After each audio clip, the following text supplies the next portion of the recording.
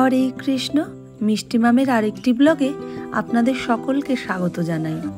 আজ শুক্রবার, আজকে সারাটা দিন ব্যস্ততার মধ্যে দিয়ে যাবে। আর আজকে না মেয়েকে একটু আমার স্কুলে নিয়ে যাব আমার সঙ্গে, কারণটা অবশ্যই পরে আপনাদেরকে বলবো। এই দেখুন, সকাল সকাল আমি তো উঠে পড়েছি, কিন্তু মেয়েও একেবারে ওঠার নাম নেই।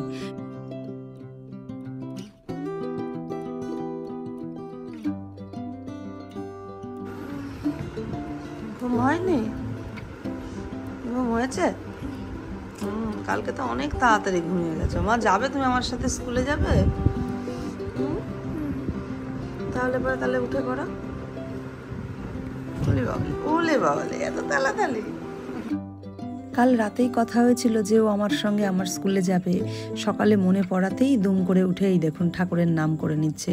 অবশ্যই ঠাকুরের নাম করাটা কিন্তু আমার আর আমার বরের কাছ থেকেই ও শিখেছে। আমরা সকালবেলায় এবং স্নানের পরে এবং রাতে শোয়ার আগে যখন নাম করতাম ঠাকুরের, তখন ও চেষ্টা করতো আমাদের সঙ্গে করার। এই দেখুন, মা গাছ থেকে কতগুলো কাঁচা লঙ্কা তুলে এনে দেখাচ্ছে। বাড়ির গাছের লঙ্কা তো, এর আনন্দই আলাদা। আর এই দেখুন, বাড়িতে যেহেতু ছেলে মানুষ নেই, তাই ছেলে মানুষের সব কাজগুলোই আমাকেই করতে হয়। সেটা তো আপনারা নিশ্চয়ই আমার ভিডিও দেখে বুঝেই গেছেন। এই যে আমি উঠেছি আমাদের চালের ওপরে। ছোটবেলায় কত যে উঠেছি তার কোনো ঠিক নেই, কিন্তু এখন এই বয়সে এসে আর এই রকম চেহারা নিয়ে ওপরে ওঠাটা খুবই কষ্টকর হয়ে যাচ্ছে। সেরকম প্রপার কোনো ব্যবস্থা নেই, তাও আমি উঠেছি অনেক কষ্ট করে। যাই হোক না কেন, উঠেছি তার কারণটাও নিশ্চয়ই আছে। এই দেখুন, আমাদের বেশ চাল কুমড়ো গাছ পুরো চাল জুটে ছেয়ে রয়েছে। এর আগে কতদিন আগে উঠেছিলাম, মা দেখতে বলেছিল। উঠে দেখছি 4-5টা চাল কুমড়ো হয়েছিল, 2টো কেটেছিলাম আর 3টে ছিল। মা বলল চুন ধরে গেছে, তাহলে বড়ি দেওয়ার কাজে লাগবে। কিন্তু জানেন, মা নিচ থেকে একখানা চাল কুমড়ো দেখতে পাচ্ছে, যেটা একেবারে নতুনই হয়েছে। নতুন বললেও বেশ কদিন ধরেই আমাকে বলে যাচ্ছে, কিন্তু আমার সময় একেবারে হয়ে উঠছে না। আজ মা সকাল সকাল করে বলল আজকে চাল কুমড়োটা পেরে দিয়েছে, নয়তো আর খাওয়া যাবে না।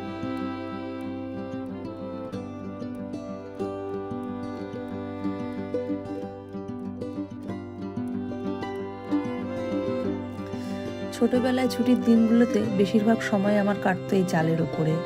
এইখানে না একটা পেয়ারা গাছ ছিল, জানেন, এত বড় পেয়ারা গাছ। আর সেই পেয়ারা গাছে পেয়ারার সংখ্যা ভীষণ কম হতো, কিন্তু যা হতো এত মিষ্টি, কি বলবো, সেই পেয়ারার স্বাদ আমি এখনো ভুলিনি।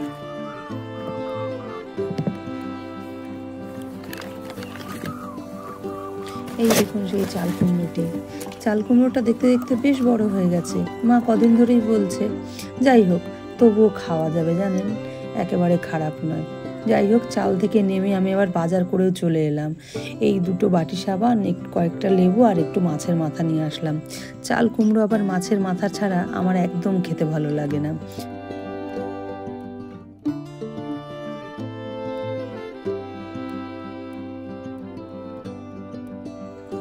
কড়াইয়ে সামান্য সর্ষের তেল গরম করে একটু শুকনো লঙ্কা, গোটা জিরে আর গোটা রাঁধুনি ফোড়ন দিয়ে মাছের মাথাগুলো দিয়ে ভেজে নেবে। মাছের মাথাতে আগেই নুন হলুদ মাখিয়ে রেখে দিয়েছিল, আর তার মধ্যে কেটে রাখা কয়েক টুকরো আলুও দিয়ে নেবে। মা এটা একবারেই করবে, মানে আলাদা করে আর মাছের মাথা তুলে রাখবে না। একটু কয়েকটা টমেটোর টুকরো, একটু আদা থেতো করে দেওয়া, আর তার মধ্যে একটু জিরের গুঁড়ো, একটু হলুদ গুঁড়ো, একটু নুন দিয়ে ভালো করে ভাজা ভাজা করে নিয়ে এবার চাল কুমড়োগুলো দিয়ে দেবে এর মধ্যে।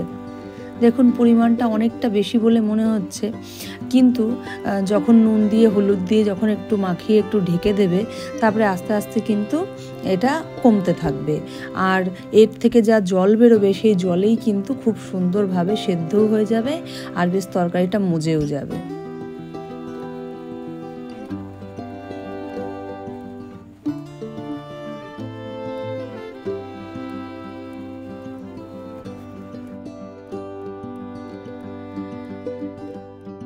একটু ঢেকে ঢেকে রান্না করতে হবে, তাহলে খুব তাড়াতাড়ি তরকারিটা পুরো মুজে যাবে। এই দেখুন কত সুন্দর হয়ে গেছে।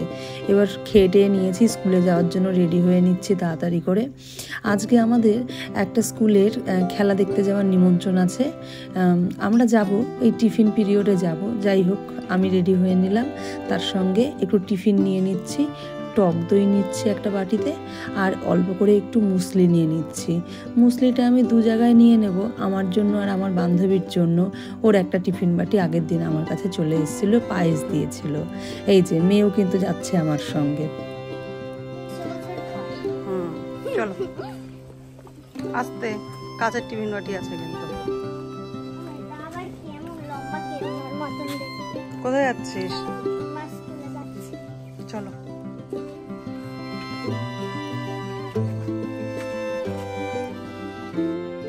এই যে আমার ক্লাসের ফাঁকে ফাঁকে ওকে আমি বিভিন্ন পড়ার কাজ দিয়ে যাচ্ছি। আসলে কি বলুন তো, ওর পরীক্ষা স্টার্ট হবে, সেই জন্য সারাটা দিন আমি থাকি না তো, আমার মনে হয় যেন ওর কিছুই পড়াশোনা হচ্ছে না। সেই জন্য কদিন ধরে ওকে একটু স্কুলে নিয়ে আসছি। আমি একটু স্কুলের আমার যখন ক্লাসের ফাঁকা থাকে সেই সময় ওকে আমি একটু লেখা দিয়ে যাই, আর ও চুপটি করে বসে এখানে বেশ লেখালেখি করে। তার ফাঁকে ওর পড়াশোনাটাও সারাটা দিন হয়, আর আমার মনে যে খারাপ লাগাটা তৈরি হয় সেইটাও কিন্তু কেটে যায়।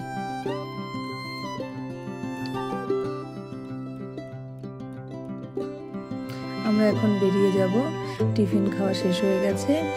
বিভূতি পার্ক মাঠে যাব, সেখানেই কিন্তু সেই স্কুলের খেলা হচ্ছে।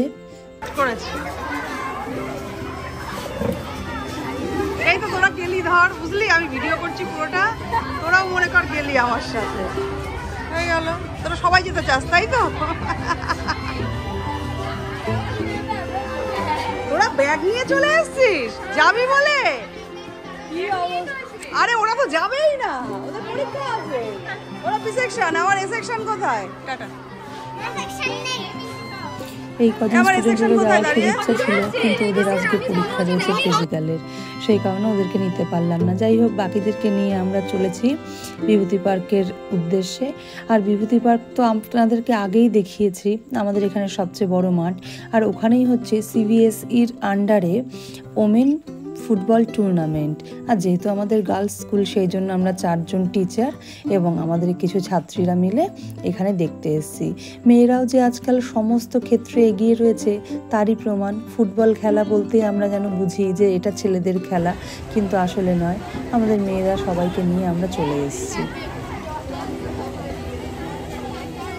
শোন, সবাই ছায়ায় ছায়ায় থাকবি, রোদে দাঁড়ানোর দরকার নেই বুঝলি, মাথা টাথা ঘুরে পড়ে যাবি। আর পর্যাপ্ত জল আছে সবার কাছে? হ্যাঁ ঠিক আছে, থাকো ছায়াতে থাকো। আমরা একটু দেখা করে আসি। হ্যাঁ, ছাত্রীদেরকে সব কিছু বুঝিয়ে আমি স্টেজের ওপর চলে আসলাম।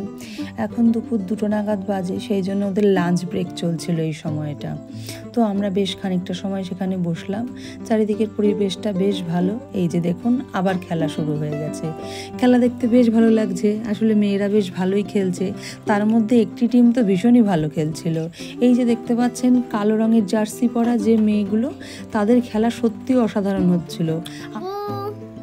আসলে ওরা গোলের পর গোল দিয়ে যাচ্ছিল, আর একটা টিম গোল একেবারেই দিতে পারছিল না, সেই জন্য আর একটা গোল পোস্ট চোখেই দেখা যাচ্ছিল না। যাই হোক, আমরা বেশ খেলাটাকে এনজয় করলাম। দুপুরবেলায় বেশ গরম পড়েছিল, তার মধ্যেই বাচ্চারা খেলো। যাই হোক, যাওয়ার সময় আমি একটু ক্লোজ নেবো ওদের।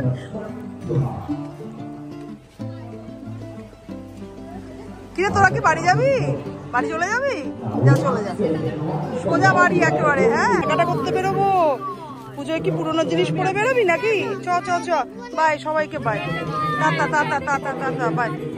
চলো চলো, চোখ বন্ধ করেছিলে নাকি? খেলা দেখনি?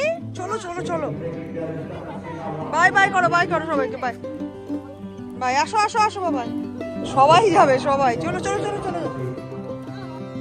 যাই হোক, খেলা শেষ হতে অনেকটা দেরি। আর ওই যে হাতে গিফটটা দেখলেন না, ওটা ওই স্কুলের তরফ থেকে আমাদেরকে দেওয়া হয়েছে। আসলে এই যে স্কুলরা এই খেলা পরিচালনা করছে, সেই স্কুলটা কিন্তু আমার মেয়ের স্কুল, মেয়ে ওই স্কুলে পড়ে। চলুন, এদের খেলা তো আরো অনেকটা সময় ধরে চলতে থাকবে। আর ওই যে দেখুন, আমার বাচ্চারা সব বসে রয়েছে ওইখানে, ওরা ওখান থেকে খুব সুন্দর খেলা দেখছে। গরমটাও আজকে মারাত্মক পড়েছে, আগেই তো বললাম। আর ওইখানে আমরা বসেছিলাম। যাই হোক, চলুন এবার বাড়ির দিকে যাওয়া যাক। আজকে যেহেতু শুক্রবার, তাই আজকে আমার আঁকার ক্লাস। আমি এতদিন আঁকতে পারিনি, কারণ আমার পরীক্ষা চলছে, তো তাই আজকে আঁকাটা কমপ্লিট করে ফেলছি। স্যার আমাকে একটা দুর্গার মুখ আঁকতে দিয়েছে। আছে, এজন্য ফটাফট এঁকে ফেলছি। আর জানেন তো, একটা চোখ যদি হয় তাহলে পরের চোখটা তার মতো হয় না, এর জন্য বারবার মুছছি আর করছি, মুছছি আর করছি, কতটা সময় চলে গেল যে। আর একে আমি মার্কারও করে ফেললাম, আর এখন আমি কালার করছি। একটু কালো কালো দাগ পড়ে গেছে, এর জন্য ওর ওপর দিয়ে আমি লেমন ইয়েলো ঘষে দিচ্ছি, তাহলে কালো কালো দাগটা বোঝা যাবে না। আর আমি যে বাড়িতে আঁকা শিখতে এসেছি সেই বাড়িতে আমি চলে গেলাম। Bye bye. মেয়েকে ড্রয়িংয়ে ছেড়ে দিলাম, আমি আর মা এবার সোজা চলে যাব বাজারে। আসলে আমাদের অনেক কটা কড়াই থাকা সত্ত্বেও সেরকম সাদা ধবধবে কড়াই একটাও নেই, এই জন্য দোকানে চলে এসেছি আমি আর মা। মেয়ে 1 ঘন্টা যতক্ষণ পড়বে মানে আঁকা শিখবে ততক্ষণ পর্যন্ত আমরা কেনাকাটা করে নেব।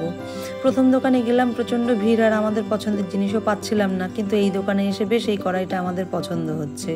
আর কাকু বললেনও যে এটা কিন্তু কিছুতেই কালো হবে না, দেখা যাক হয় কি না, কিন্তু আমি একটু কান ছাড়া নিতে চাইছিলাম।